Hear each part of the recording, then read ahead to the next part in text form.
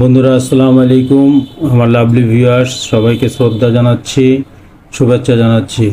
তো আমরা বিশেষ করে আমরা জানতাম যে সিলেট ছাড়া চা তেমন একটা হয় না। তো চিটাগাং আসার পরে আমি একটি চা বাগানে ঢুকলাম, কোদলা টি স্টেট চা বাগানটার নাম। এটা ছিল গ্রামে এবং এটার মালিক হচ্ছিল সিটি গ্রুপ। জানি না কবে থেকে তারা এটার ইয়াতে আছে, কিন্তু এটার প্রতিষ্ঠিত হয়েছে খুব অনেক আগে, 1846 সালে। তো চা বাগানটা দেখে আসলে আমার মন ভরে গেছে, বা যেটা বলেন নয়নে জুড়াইছে। তা এখন কি সুন্দর চা বাগান এবং কত মানে ঘন চা বাগান, চার পাতাগুলা কচি এবং সবুজ, মানে খুবই মনোমুগ্ধকর চা বাগান। এবং এখানে যে চিটাগাঙে যে এত সুন্দর একটি চা বাগান আছে, এটা অবস্থিত হচ্ছিল রাঙ্গুনিয়ায়, যেটি হচ্ছিল চট্টগ্রামে রাঙ্গুনিয়ায় এই বাগানটি অবস্থিত। তো আমি আমার ঈদের পরে আমি আমার সপরিবারে এবং আমার এক মামাতো ভাই সহকারে বন্ধুর বাসায় ঘুরতে যাই। তো সেখানে সেই আমাদেরকে বিষয়টা বলে যে চলেন চা বাগানটা ঘুরে আসি। তো আমি বললাম চলেন যাই। সেখান থেকে আর কি আমার যাওয়ার ইচ্ছা, এবং যে দেখতে পেলাম আসলেই জিনিসটা দেখার মতো। তো এখানে সব থেকে ভালো দিক হচ্ছিল কর্ণফুলী নদীর পাশ দিয়েই এই চা বাগানটা তৈরি হয়েছে, বা এখানে গার্ডেনটা করা হয়েছে।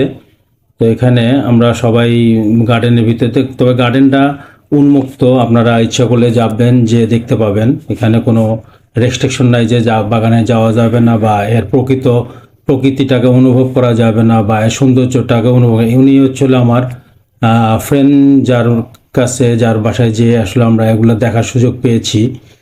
তো এখানে কোনো রেস্ট্রিকশন নাই, যেটা বলতেছিলাম। তো এখানে আমার ছেলে আর কি খুব মজা করতেছে তারা। তো আপনার ইচ্ছা করলে ঘুরতে পারবেন বা পিকনিক করতে পারবেন, তবে কোনো কিছু ক্ষতি করা যাবে না। যেটা ক্ষতি করলে পরে কেউ আপনাদেরকে ঢুকতে দিবে না।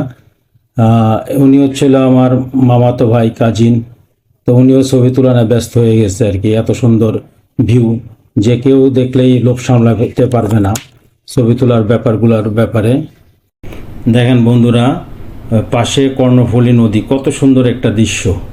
আসলে আমরা ঢাকা শহরের ইট বালির চাপাকল থেকে বেরিয়ে আমরা কিছুটা, যারা প্রকৃতপ্রেমী আছে তারা এইসব জায়গায় ঘুরতে যায়। তো আমার সাজেশন থাকবে আপনারাও যাবেন, দেখলে পরে আপনাদের মনটা ভালো লাগবে, এবং একটা সিজনে যে ঘুরে আসবেন, পরবর্তীতে টাইমগুলোতে মন দিয়ে কাজ করার মতো মানে এনার্জিটা রিফুয়েল হবে।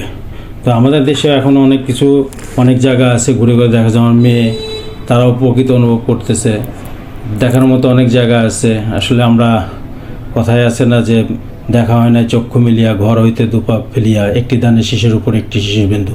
অ্যাকচুয়ালি এটার কথা মিনিংটা হচ্ছিল যে আমাদের আশেপাশে অনেক সৌন্দর্য, প্রকৃত অনেক কিছুই আছে, যেগুলো আমরা না দেখে আমরা চলে যাই হচ্ছিল কাশ্মীর, দার্জিলিং, নিউজিল্যান্ড। আমাদের দেশে অনেক কিছু দেখার আছে।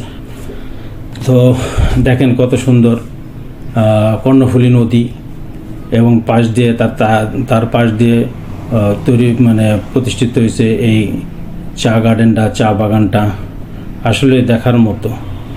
তো এখানে অনেক সুন্দর দেখার মতো, এখানে ছবিও তোলার মতো। তো আপনারা যদি পারেন যাবেন, দেখবেন। আর আমার এই ভিডিওটা দেখে মানুষকে উৎসাহ জানাবেন, কারণ আমাদের পর্যটন শিল্প বাংলাদেশের যা আছে এটা অনেককেই দেখার মতো আছে। যদি মানুষকে দেখার সুযোগ করে দেন, তা আমাদের দেশের পর্যটন দেখতে গেলে টাকাটা আমাদের দেশে থেকে যাবে। বাইরে যখন বাংলাদেশ পুরোটা দেখা হবে তখন আপনারা যাবেন বাইরে, সেটা ঠিক আছে।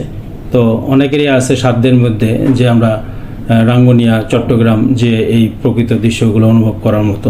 তো আমার রিকোয়েস্ট থাকবে, আপনাদের কাছে অনুরোধ থাকবে যে এই ভিডিওটা শেয়ার করে দিবেন, যাতে সবাই দেখতে পারে, আমার দেখার সুযোগ করে দিবেন। তবে আজকে এই পর্যন্তই। দোয়া রাখবেন পরবর্তীতে যাতে আরও ভালো ভালো ভিডিও আপনাদেরকে দিতে পারি। আসসালামু আলাইকুম।